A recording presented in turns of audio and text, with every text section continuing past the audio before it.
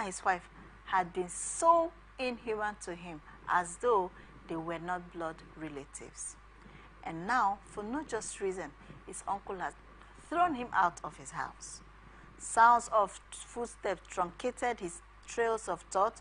Richard shuddered with fright. He raised his head and saw a figure advancing towards him. He was alarmed. Instant sweat broke out on his forehead, and his legs ferried him to a corner. From his hideout, he craned his neck and watched like a rat in his hole. He didn't see anybody, but he thought he had seen someone approaching. Had the person suddenly vanished? He asked himself. Or could it be he was hallucinating? No, the latter thought can't be the case. Yet, he had seen somebody coming towards him. His eyes couldn't have been playing pranks on him.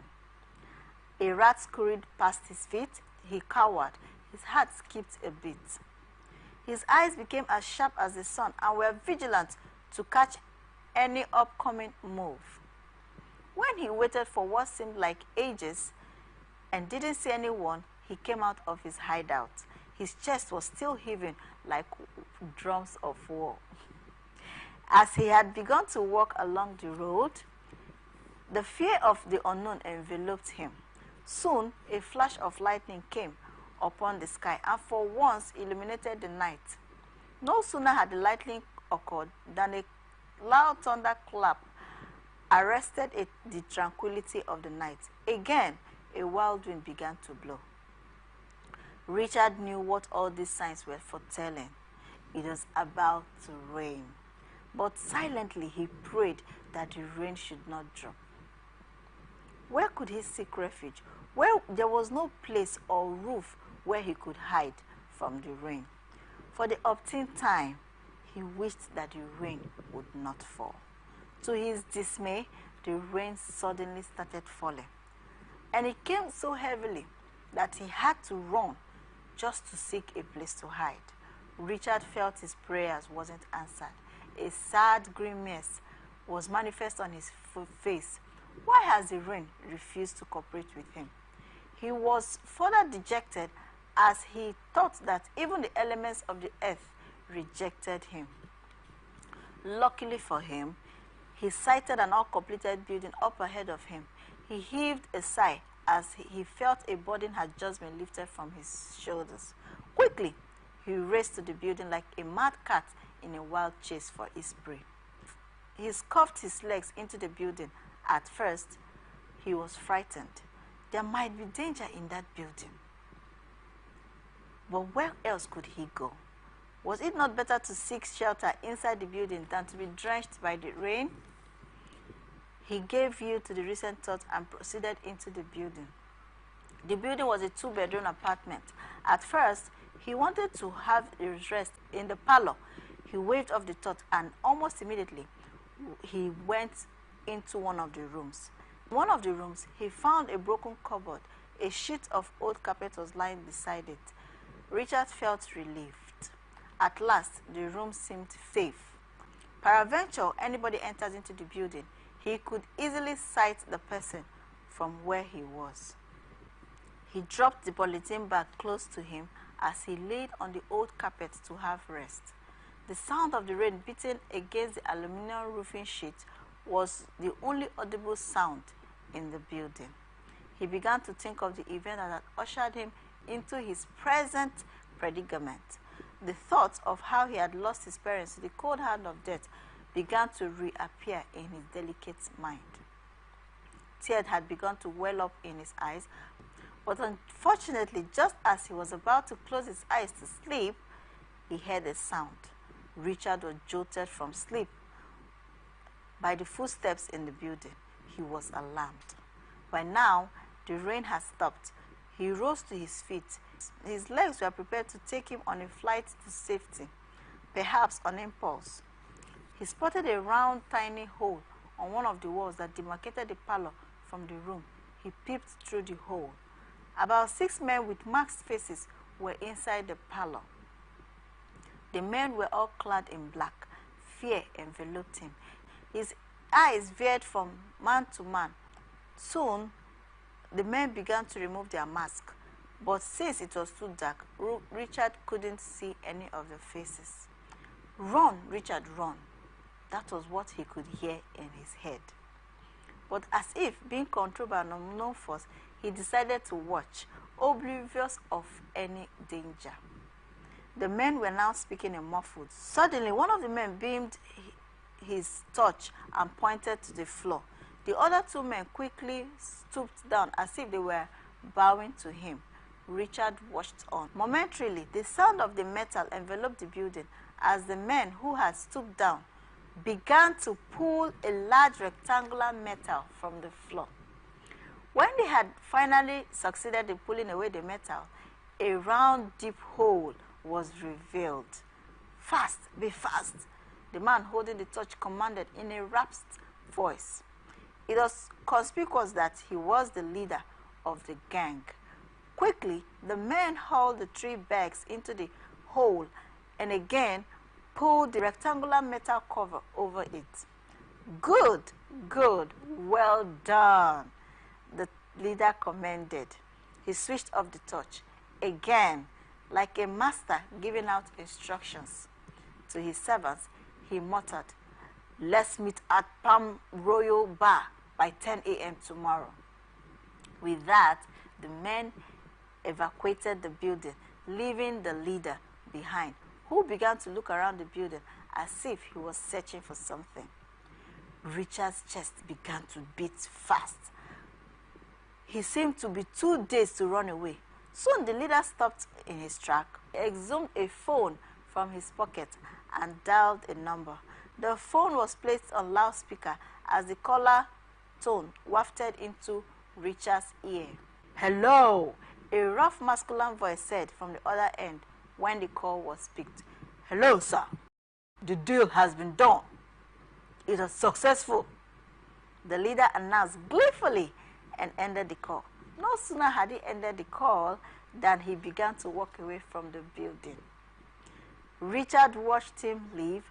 Minutes later, when he was sure that the man won't resurface, he was lost in thought. He wondered what could be inside those bags. He knew instinctively that the men were criminals. Who could have been their victim, he thought. Although throughout the night he couldn't close his eyes to sleep. Sleep simply eluded him. The next day came so swiftly, and as soon as Richard could take his leave, he recalled the events he had witnessed last night. He wasn't sure of what to do. How could he report his findings to the police? He knew that the men were criminals and should be stopped. Such persons were dangerous to society. What if he goes to the nearby police station and told them what he had seen? It was the best thing to do. A stitch in time saves 9. He dragged his legs along the road leading to the nearby police station. He recalled that the men had mentioned meeting at a place by 10 a.m. the following morning. Yes, Royal Palm Bar was the meeting point. In a moment, he arrived at the police station. He met a policeman smartly dressed at the counter. Richard confronted him. "Good morning, sir," Richard greeted, his polythene bag clamped under his armpit. The policeman raised his face to look at him. He mumbled a dry response. "What do you want, little boy?" He probed. Richard told him his findings. A palpable expression which shows that he was shocked was manifested on his face. Just as he was speaking, another policeman walked in. The former policeman told the policeman who walked in all that Richard had said to him. "Are you sure of what you're saying, boy?" asked the policeman who had just walked in. Richard nodded his head in affirmation. "That could be the men who invaded Chief Maduka's house last night," said the policeman, clad in mufti. "I thought as much," affirmed the other policeman at the counter. Now, Chief Maduka was a business tycoon. A band of robbers had invaded his house last night and absconded with his money. The chief had returned from the bank with the money he had intended to use to purchase his goods. the following day. He concluded that the armed robbers had acted on a tip-off. Immediately after the intruders had left his house, he called the police station. That same night, the police swung into action, but hadn't been able to catch the criminals. Those were the same men Richard had come across in the uncompleted building the previous night. I can take you to the place where the armed robbers had hidden the money, Richard said. At once, the police swung into action. The policeman, who was clad in mufti, as Richard had earlier learned, was a sergeant. He took 4 other policemen with him to where Richard was to show them. When they reached the uncompleted building, Richard showed them the spot where they had buried the money. And the policemen retrieved the money immediately. To their shock, they found arms and ammunition inside the bags. Having been informed by Richard of the location where the armed robbers were to meet, the policemen drove immediately to the place. They arrived there within a twinkle of an eye. The armed robbers were surrounded by the policemen. One of them was trying to run away and was shot on the leg. The policemen handcuffed the armed robbers and took them away to the station. Chief Maduka was immediately contacted that the criminals have been apprehended and that he should come to the police station immediately. I'll be on my way right now, mumbled Chief Maduka. From the manner at which he had spoken, it could be clearly understood that he was excited on hearing the news. Soon, Chief Maduka stormed the police station with smiles clearly written all over his face. Having been told by the police that it was Richard who helped them to apprehend the criminals, Chief Maduka was filled with gratitude. He thanked him endlessly, but Richard only hung his head and wept. Chief Maduka was puzzled. He prevailed on Richard to tell him why he was so sad. Richard recounted all his ordeals. The chief, including the policeman who listened, almost wept. The chief had pity on him, took him home, and decided to adopt him after signing the necessary documents. Chief Maduka sponsored Richard's education even to university level. Richard graduated from the prestigious University of Lagos, where he obtained a first-class degree. Not long after, Richard was swimming in money. The moral of the story can also be found from the title of the story, A Stitch in Time. A Stitch in Time. The earlier you do that thing which you're supposed to do, the better for you. Richard was brave. He was very brave. And immediately he told the police about his findings. So bravery is key. The morals from the story. You will be telling me your own moral that you derived from the story, A Stitch in Time. Richard was brave because it's not easy. A little boy having the courage to go to the police station and to report his findings. Some of you would have said, no, I'm just a child. I will not go. They will not believe me. No, you have to stand up. Be brave like Richard did. And of course, you see the reward. He was adopted, he was trained, and he became a big, big man. So that is what it is. There is so much benefit in being brave. We're going to take a short break now, and we'll come back for the second segment, the DIY segment. I'm still your host, Angel Mommy Meme. Don't go anywhere. We'll be right back. Stay with us.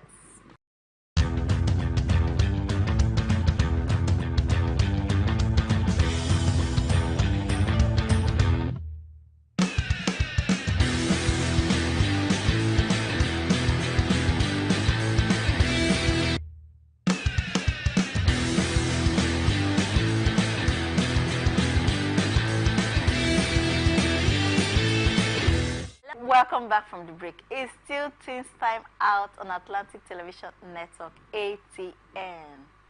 Remember that you can be part of this show. Just send a message to the number showing on your screen to find out how.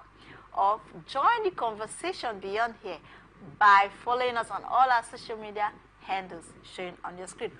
This is not the DIY segment. On this DIY segment, we'll be making a simple pen case. A simple pen case. Some of you have your pen, your pencils, your crayons scattered on your table. Now, we'll be making a very simple and beautiful pancakes where you can pack all those things inside there. You can make it for your teacher as a gift and give it to your teacher. You can use it for yourself in your house, your study, on your table. You can do it for your father, for your mom. It's just beautiful. And of course, this is aimed at recycling used plastic bottles. It's creative. You would enjoy it. Stay with us.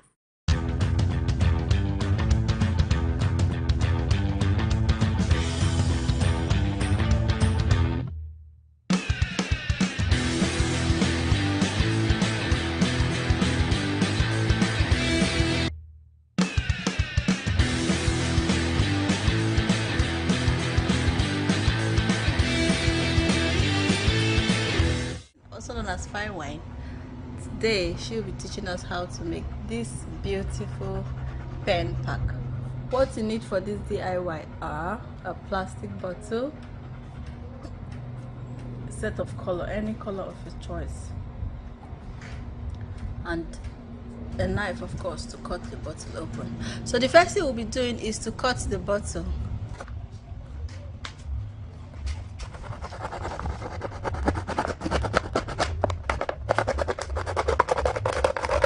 The idea of this DIY is to promote recycling of used plastic bottles, and of course to clear your tables from pen, crayon, pencils, just to make your table clean.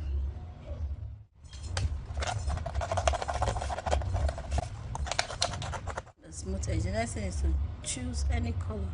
It can be any color, but today so you use the blue and start to paint it. It can actually be any color of your choice. Just paint it until you paint every part of the bottle.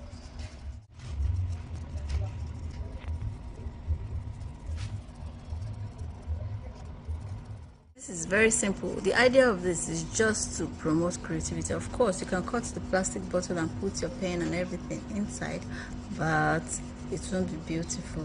Painting it like this will make it very beautiful and more valuable.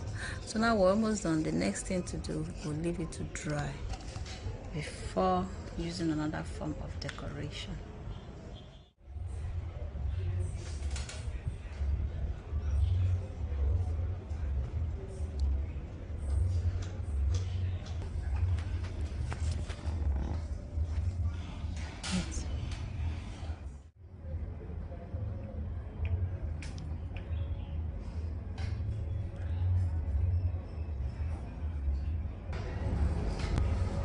See how we have beautifully transformed this plastic bottle into a beautiful pen pack.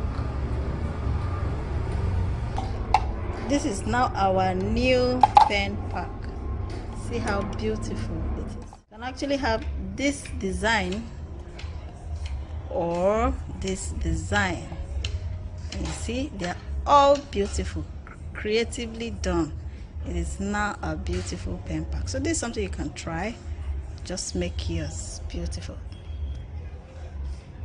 Welcome. I know you enjoyed that DIY segment, and now you can make your own simple pen pack. So we're going on the next segment now, the diary. But before we do that, we'll take yet another short break. We'll be right back. Don't go anywhere.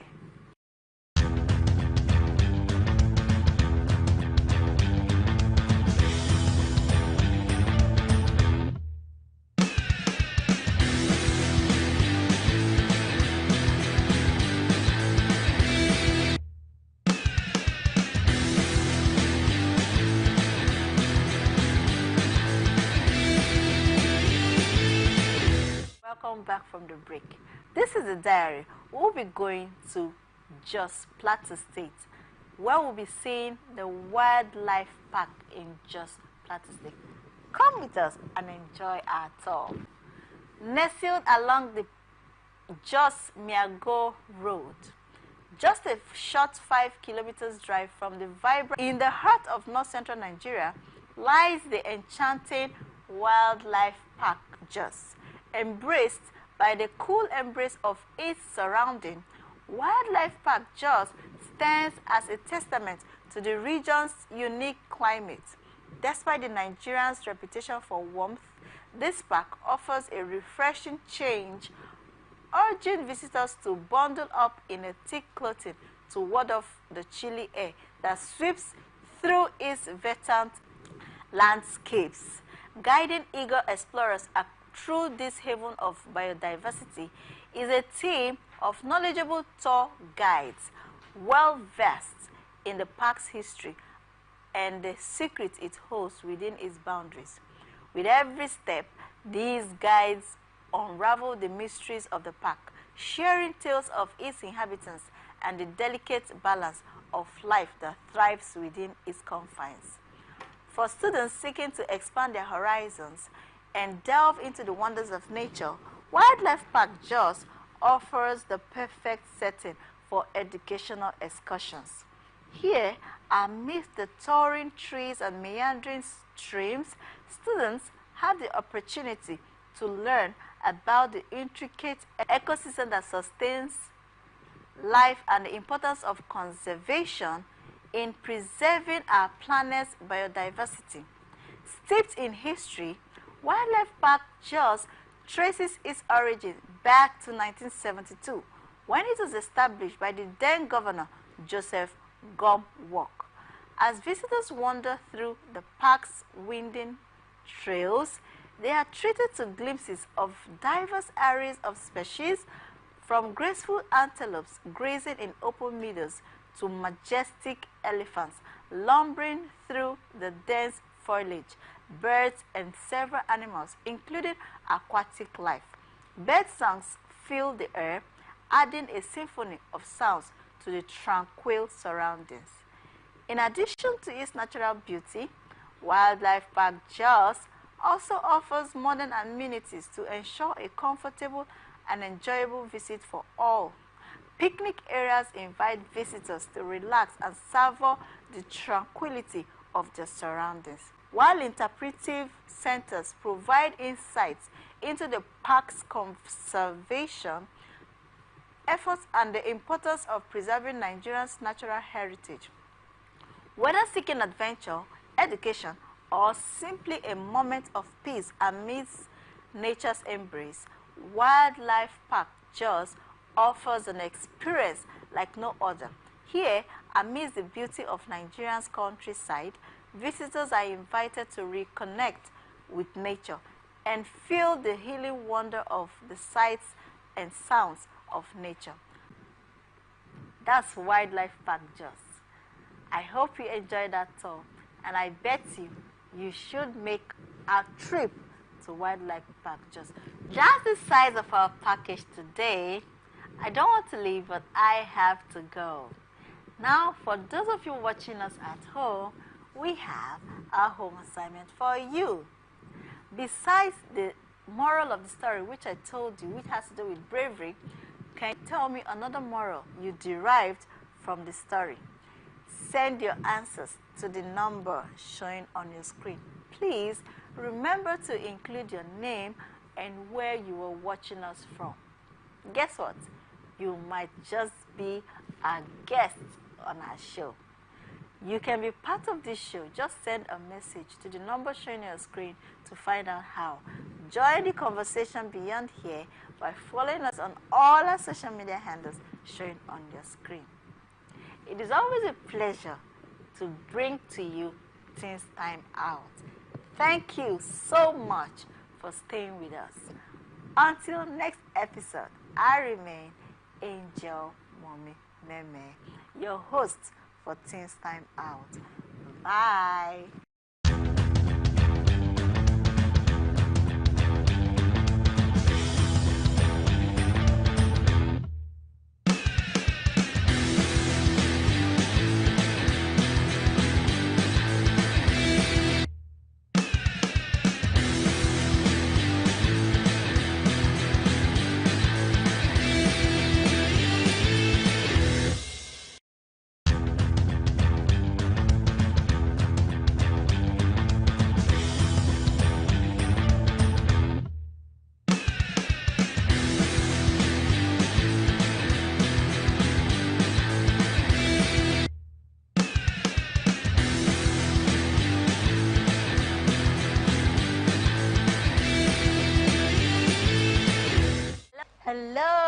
Yes, you're welcome to Teens Time Out, reaching you from Atlantic Television Network.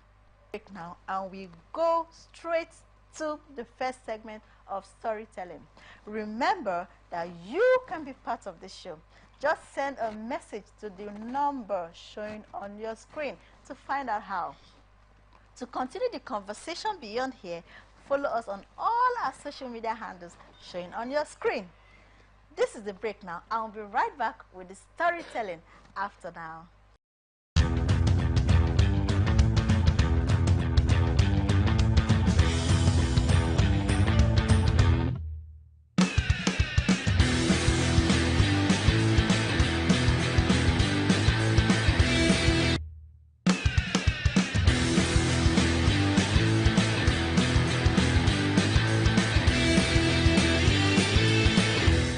Hello, children. Hello, Mommy Mary. This is another story time.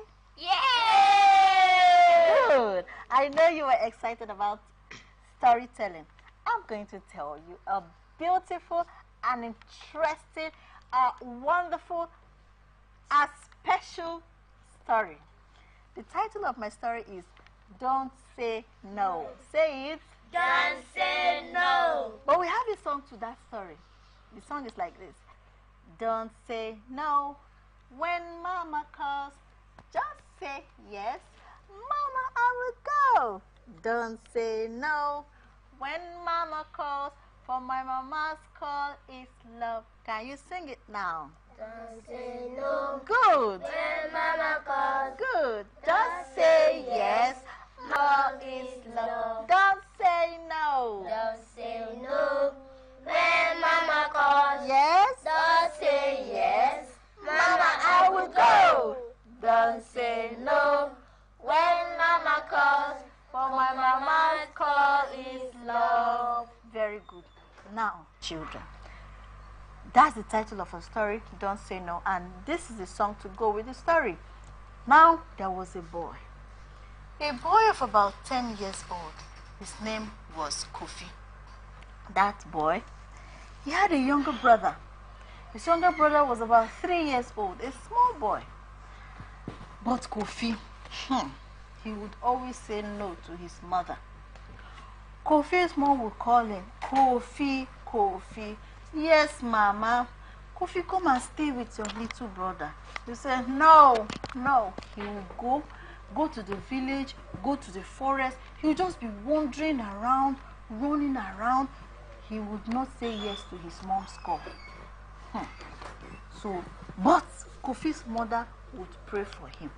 He would just go out. In the morning, he would just say, Mama, off I go. Yeah, he's still going to the village, just roaming around. Saying, oh, you, doing nothing meaningful. But Kofi's mother would pray, say, oh my God, be with my son, bring him back. Something happened to Kofi one day. It was a sunny afternoon, and Kofi was playing around his house. He was just playing, and suddenly he spotted a butterfly. And he said, oh, what a beautiful butterfly. I must catch this butterfly for myself. And what did Kofi do? Kofi kept on moving, trying to catch the butterfly. As he tries to catch the butterfly will fly away. He said, you see you, I will get you. So Kofi's mother noticed he was going, and Kofi's mother called him. Kofi, where are you going to? Come back. He said, no, Mama, I'm coming. I must catch this butterfly. He kept on going into when the butterfly flies, you follow, go to close to the butterfly. As he tries to catch the butterfly will fly. And he did not know. He just kept on moving deep into the forest. So as he was going, an old man saw him and said, Kofi, where are you going to? He said, oh, Papa, leave me. I've got to catch this butterfly. The old man said, Kofi, not all adventures pay. Do not go to catch this butterfly. Go back home. Go to your mama. Go and take care of your little brother. Kofi said, yes, I will. But after I must have caught this beautiful butterfly. The old man could not persuade him So the old man left him. Kofi was still going. Do you know what happened? Suddenly, rain wanted to fall. The skies were dark. Everywhere. Breeze was blowing. Kofi was going like this. And so Kofi now realized himself and said, oh my God, it's raining. I must look for where to hide myself. Kofi looked around. No tree. So just a plain land. Kofi wanted to cry. He said, oh my God, where do I hide from the rain? And for that time, he now forgot about the butterfly. The fly has flown away. And he said, okay, if I cannot see where to hide myself, I've got to run home. Kofi looked around, looked left, looked right, looked left. He didn't see where to. He said, where am I? Oh my God, am I lost? I don't know where I am again.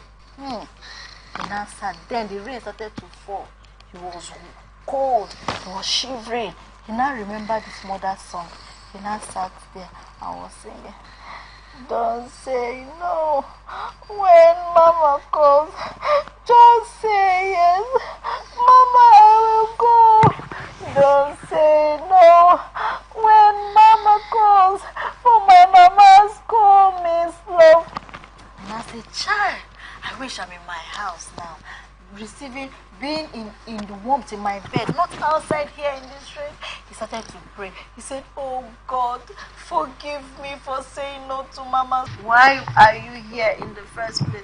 He says, that butterfly, I've been trying to catch the butterfly. He said, son, you're not supposed to be here. It's raining. Look at how wet you are. The coffee now said, Papa, please, just help me find my way out of here. And I promise, I will never come here again. The old man said, are you sure? He said, yes, I'm sure. So the old man he said, give me your hand. The old man took his hand and walked with him. They were walking slowly. The rain was still falling. Kofi was holding himself like it was cold. And the old man took him to the end. You know, as the old man stood, the old man asked him, do you recognize this place? He said, yeah, Papa, I do. Thank you very much. Thank you.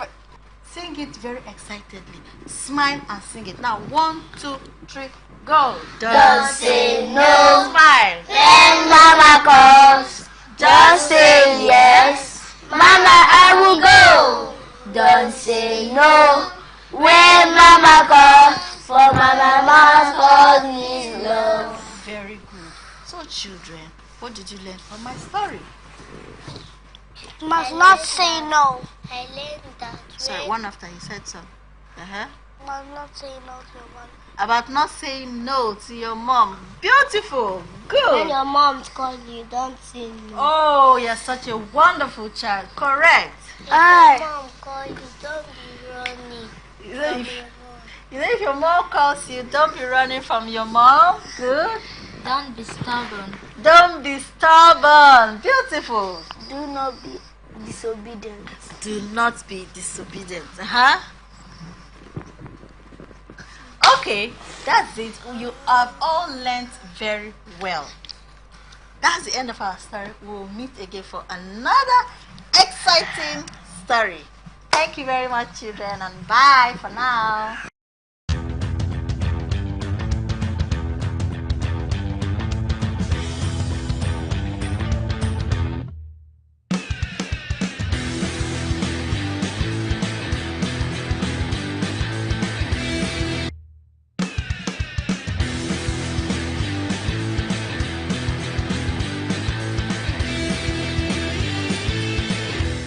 Yes, and that's it for the first segment of Story Time. And I know you enjoyed that interesting story.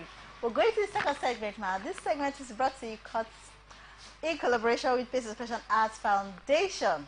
Peace Expression Arts Foundation is a non-governmental organization that is aimed at discovering talents in children, developing them, and giving them a platform to express themselves. Remember that you can be part of this program. Just send a message to the numbers showing on your screen. And you continue the conversation after here by following us on all our social media handles showing on your screen. And I'll leave you in the hands of youngsters who will be telling us about personal safety. Remember that cyber security is everybody's responsibility, and they have done their research on it and have decided to share these tips with us. Enjoy it. I'll be right back.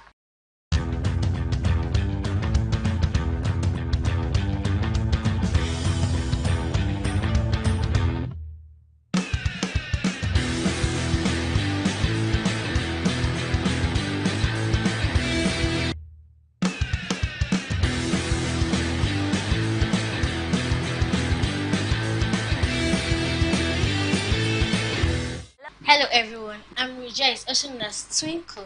And I am Blessing, also known as Fine Wine. Today we are going to talk about something super important, keeping ourselves safe in this digital world. With all these cool things the internet let us do, it is also important to know how to stay safe while we are online. What is personal security? Personal security means keeping ourselves safe from things that could harm us, like bad people or dangerous situations. In the digital world, this means protecting ourselves online like we do in real life. Why is it important? Think of personal security like wearing a helmet when riding a bike. It keeps you safe online. We need to protect our personal information, avoid talking to strangers, and be careful about what we share. Tips for staying safe online. 1. Keep your passwords strong and secret. Don't share them with anyone, not even your friends. 2. Be careful about what you share online. Once something is online, it can be hard to take it back. 3. Don't talk to strangers online. Just like in real life, we don't talk to people we don't know. 4. If something feels cyberbullying. Cyberbullying is when someone is mean to you online. It is not okay. If you are being cyberbullied, 1. Don't respond. Block the person and tell a trusted adult. 2. Save the messages or posts as evidence. 3. Remember, it is not your fault. Talk to someone you trust about how you are feeling. We have talked about some important ways to stay safe in the digital world. Remember, just like we look both ways before crossing the street, we need to think before we click online. Stay safe out there. ATM cards and PIN safety. Now, let's talk about something else important. ATM card and PINs. Whether it's your own card or the one your parents give you, it's essential to keep them safe and secure. Personal ATM card. Keep your personal ATM card in safe place like your wallet or a securing an ATM. If someone looks suspicious, trust your instinct and find another ATM or come back later. Parents' ATM cards.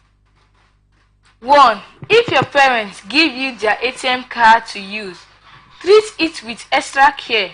2. Only use the card with their permission and for the purposes they have approved. 3. Never share their PIN with anyone and always return the card promptly after use. 4.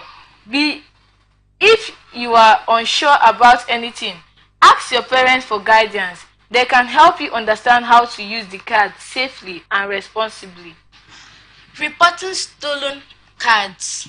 If your ATM card is lost or stolen, notify your bank or the card issuer immediately. 2. They can freeze the card to prevent unauthorized transaction and issue you a new one. 3. Remember, it is not important to act quickly to minimize any potential losses and protect your finances. Just like we protect our personal information online, it's crucial to keep our ATM cards and PIN safe and secure. By following these tips, we can help prevent fraud and keep our money safe.